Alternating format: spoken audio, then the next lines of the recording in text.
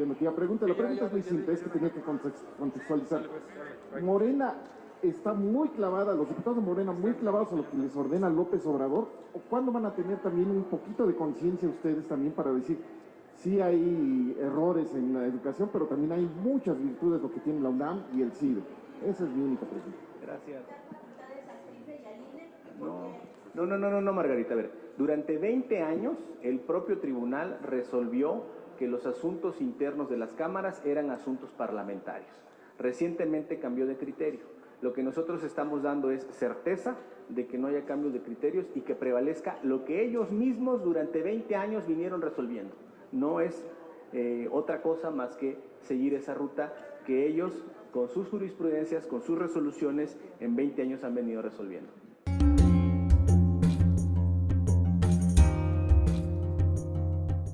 Lo que se quejan es de que... A ver, no te estoy escuchando bien, no te estoy escuchando bien. 1, 2, 3. Bueno, ¿ya me escuchan? Ya. ¿Sí? Ya. Ok. Sí, están aquí los chicos del CIDE, los maestros, estudiantes, investigadores. Hay mucha preocupación y sobre lo que está ocurriendo allá adentro. Y estamos observando que CONACYT pues es una embestida durísima contra la educación. Hemos escuchado a Andrés Manuel López Obrador expresarse de la UNAM, del CIDE, de una forma pues casi despectiva. A mí me preocupa que Morena tome una bandera muy clavada con Andrés Manuel López Obrador en lugar de ser muy críticos ustedes también y aceptar que pues hay diversidad de puntos de vista, como ellos dicen, y lo que están diciendo ahorita, que ellos incluso han hecho críticas tanto izquierda como derecha, o todos esos sistemas. Me están pidiendo que ya pregunte. La pregunta es muy simple, es que tenía que contextualizar. Morena está muy clavada, los diputados de Morena muy clavados a lo que les ordena López Obrador. ¿O cuándo van a tener también un poquito de conciencia ustedes también para decir, sí hay errores en la educación, pero también hay muchas virtudes lo que tiene la UNAM y el CIDE? Esa es mi única pregunta. Gracias.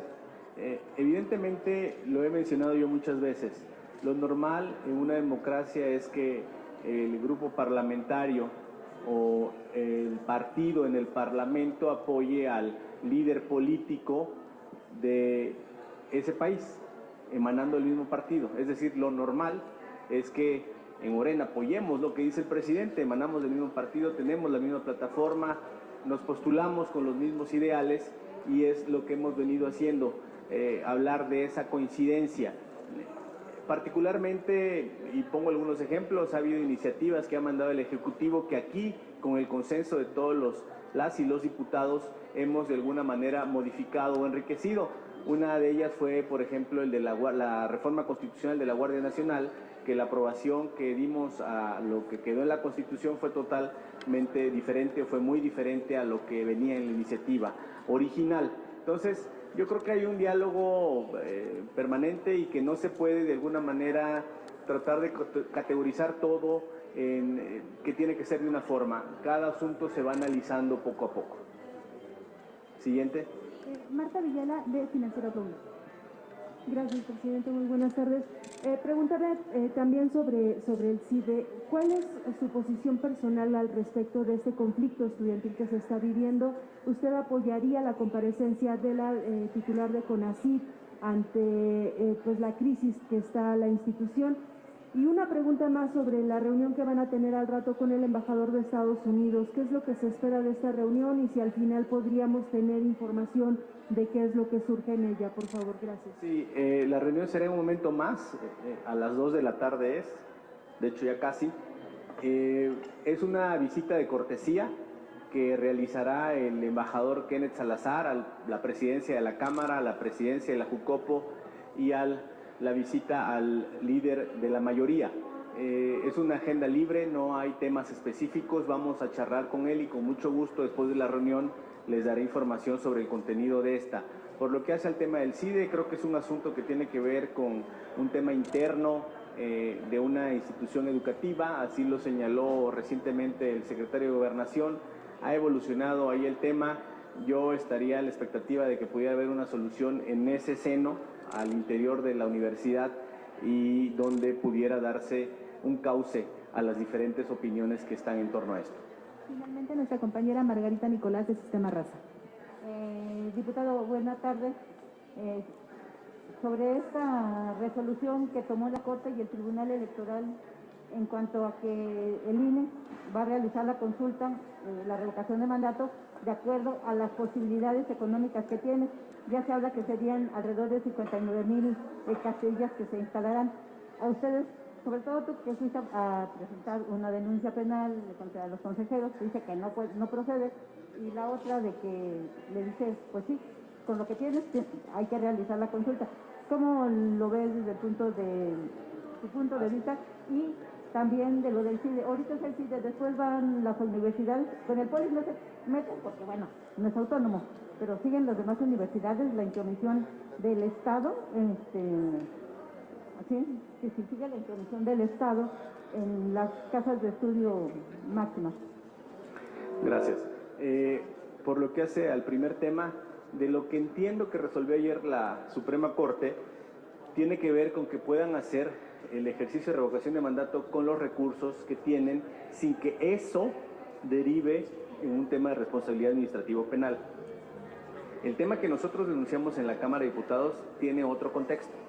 Tiene que ver con un presunto incumplimiento de una suspensión otorgada. Son otras cosas. De la información primigenia que tenemos, no he leído la sentencia, no se ha notificado aún.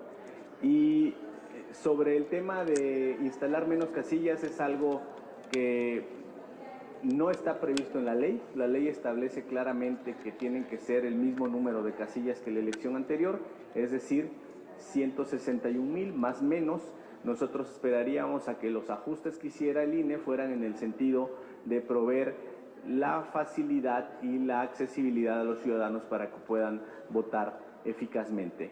Y por lo que hace al tema del CIDE, otra vez lo mismo, el que se pueda resolver esto en el seno interno, que yo no lo vería de ninguna manera como una intromisión en el Estado, sino como medidas que se están dialogando o comentando entre las autoridades y quienes forman parte de esta institución.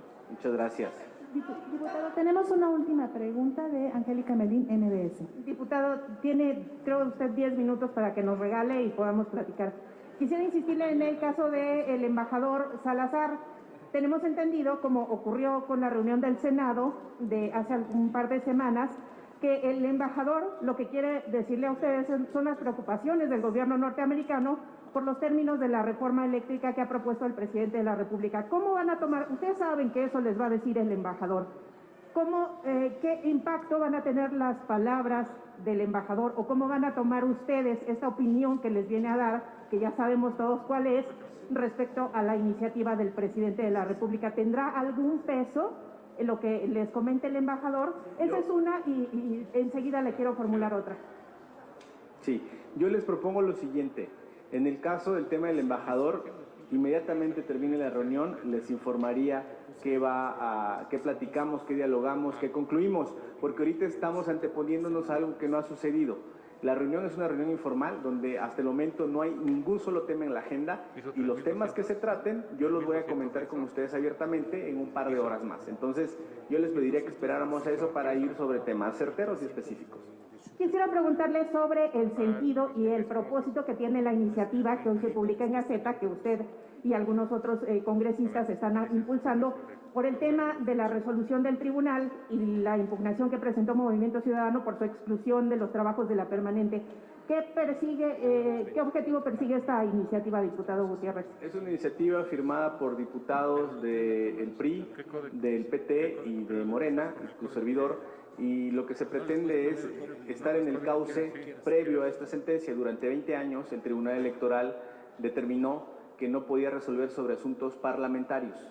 Cambió ese criterio repentinamente.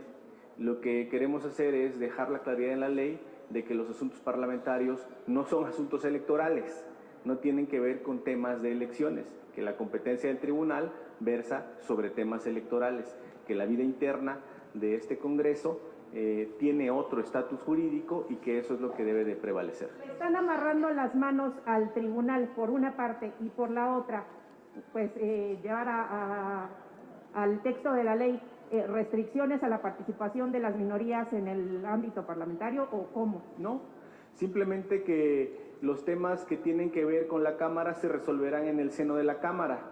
De otra forma estaríamos con un tema que pudiera darse como una invasión de competencias, porque finalmente los temas internos parlamentarios solo competen o son de interés de quienes integramos este órgano legislativo o en su caso el Senado de la República. La competencia, el origen y la creación del Tribunal Electoral tiene que ver con dirimir controversias en procesos electorales. Lo que sucede aquí en la Cámara nada tiene que ver con un proceso electoral. Gracias. No, Margarita. A ver, durante 20 años el propio tribunal resolvió que los asuntos internos de las cámaras eran asuntos parlamentarios. Recientemente cambió de criterio. Lo que nosotros estamos dando es certeza de que no haya cambios de criterios y que prevalezca lo que ellos mismos durante 20 años vinieron resolviendo. No es otra cosa más que seguir esa ruta que ellos, con sus jurisprudencias, con sus resoluciones, en 20 años han venido resolviendo. Gracias.